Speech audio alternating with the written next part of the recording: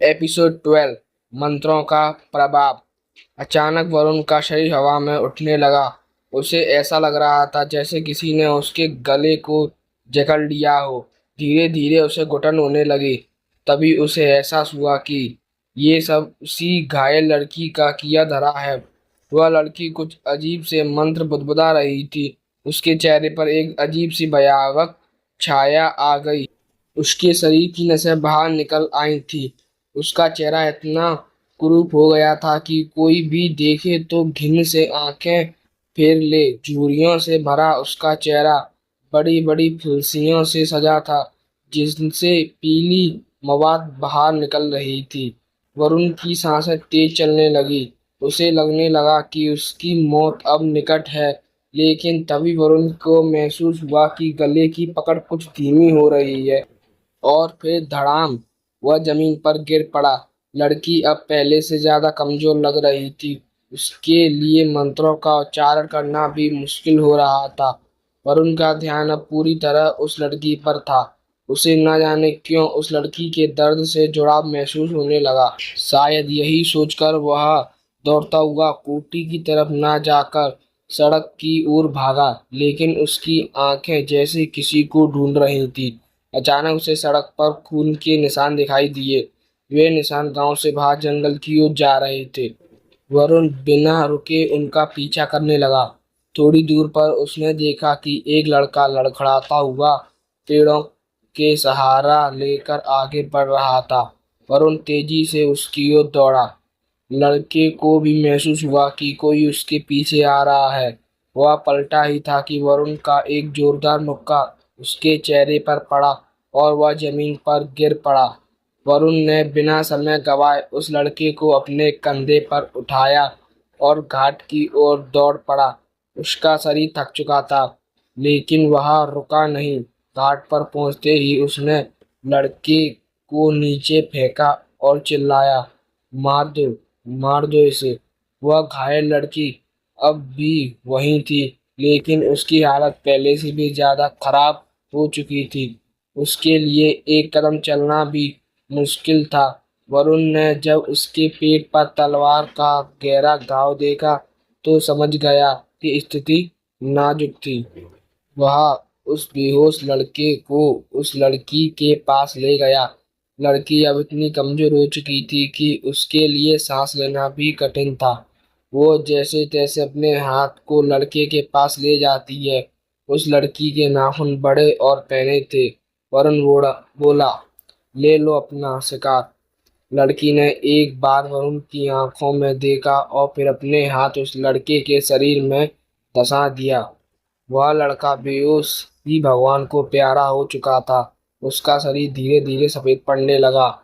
वह सीधे उस लड़के के खून को अपने हाथों से खींचने लगी।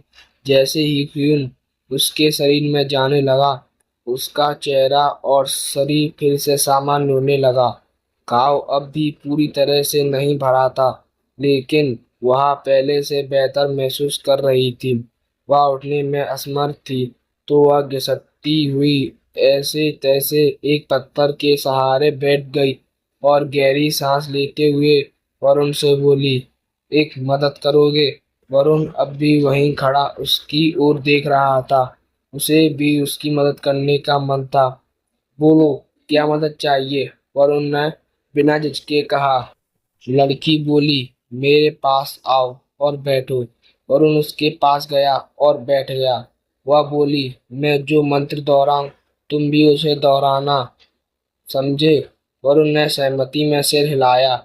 लड़की ने उसका हाथ पकड़ा, फिर अपना घाव दिखाया और वरुण का हाथ उस पर रखा। फिर उसने अपने हाथ को भी वरुण के हाथ के ऊपर रख दिया और आंखें बंद करके मंत्र बोलने लगी। वरुण भी उसी के साथ मंत्र दोहराने लगा। जैसे जैसे वे दोनों मंत्र पढ़ते जा रहे थे, उनके हाथों से एक पीली रोशनी निकलने लगी। कुछ ही पलों में एक काली रोशनी भी बाहर आने लगी। वह काली रोशनी शुरुआत में कमजोर थी, लेकिन जल्द ही वह ताकतवर हो गई। पीली रोशनी अब फीकी पड़ने लगी थी। मंत्र समाप्त हुआ। लड़की ने धीरे से अपना हाथ हटाया और वरुण ने भी। लड़की के घाव पर अब एक काली रोशनी मंडरा रही थी जो धीरे धीरे शांत हुई और उसके साथ ही घाव पूरी तरह भर चुका था। लड़की सामान्य हो गई, लेकिन वरुण को अजीब महसूस हुआ। उसकी आंखों के सामने अंधेरा छा गया और वो वहीं बेहोश होकर गिर पड़ा।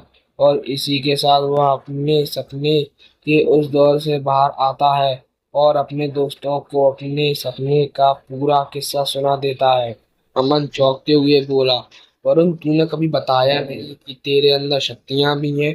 कार्तिक ने भी मजे लेते हुए कहा, भाई तुझसे गलती से भी तू टकरा गया तो सीधे अपनी मौत से टकरा गया। आर्यन हंसते हुए बोला, अब तो तेरे भरोसे हमारे सारे मुश्किल काम भी आसान हो जाएंगे। लेकिन ध्रुव चुपचाप बैठा सबकी बातें सुन रहा था। सभी अपने अपने आंकड़े लगा रहे थे, लेकिन ध्रुव एकटक सोच में डूबा हुआ था। फिर वह बोला, वरुण के पास कोई शक्ति नहीं है, ये सब सिर्फ एक सपना था। आर्यन बोला, सपना होगा, लेकिन घाट पर जो हुआ वो तो हकीकत थी। वरुण और कार्तिक दोनों के सपनों में समानताएं हैं। ध्रुव गंभीरता से बोला, मान लिया कि सब सच था, लेकिन जादू वरुण का नहीं, उन मंत्रों का था। आर्यन बोला, मंत्रों का हो सकता है, पर रोशनी तो वरुण के अंदर से ही निकली थी।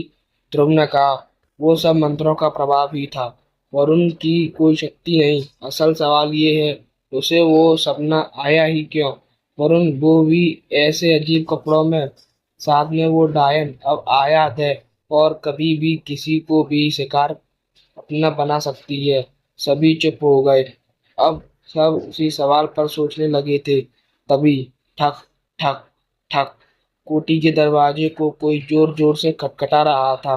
सबकी नजरें कोठी के दरवाजे पर चली गई। वरुण कहता है, ऐसे में कौन हो सकता है? एपिसोड 12 समाप्त। हमारी कहानी यहाँ तक सुनने के लिए धन्यवाद।